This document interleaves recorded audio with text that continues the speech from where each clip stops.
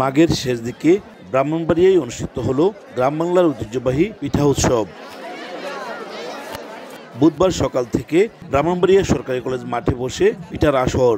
বাহারি সব নাম আর স্বাদের পিঠার মমগন্ধ আকৃষ্ট করে ক্রেতাদের।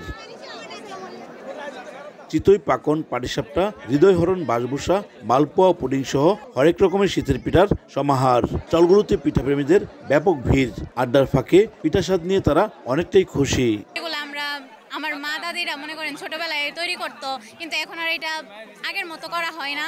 তো অনেকদিন পরে এগুলো দেখতে পাচ্ছি, তো সবাই খাইতে আসছি, ঘুরতে আসছি, ভালো লাগছে। এগুলো পিঠা দেখতে পারছি, আবার খেতেও পারবো এসব। আবার এটা উৎসবে আমরা ভাই বাদার এবং বন্ধু বান্ধব সবাই উপস্থিত হয়েছি। এই উৎসবে এসে আমরা বিভিন্ন রকমের পিঠা দেখলাম।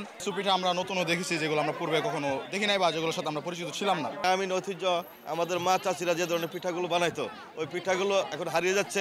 তারা এখন এই যে ফাস্টফুড জাতীয় খাবারের দিকে আকৃষ্ট হচ্ছে, যার কারণে আমরা এই পিঠা উৎসবের মাধ্যমে তাদেরকে আবার পুরনো ঐতিহ্য ফিরিয়ে আনার চেষ্টা করি। আমরা দেখতে পাই যে শহরে তেমন মানুষ এখন আর পিঠা তেমন খায় না, বা ঘরে ঘরে গ্রামের মতো পিঠা হয় না। আমরা এই ছোটোখাটো পিঠা উৎসবগুলো করার মাধ্যমে মানুষের মাঝে এই পিঠাগুলো আমরা আবার ফিরে আনতে পারি। নানান ধরনের এরকম অনেক পিঠা আছে এখানে, যারা হচ্ছে কি মিষ্টি জাতীয় পিঠা খেতে খেতে যখন বোর হয়ে যাবে, তখন আমাদের জন্য ঝাল জাতীয় পিঠাও আছে।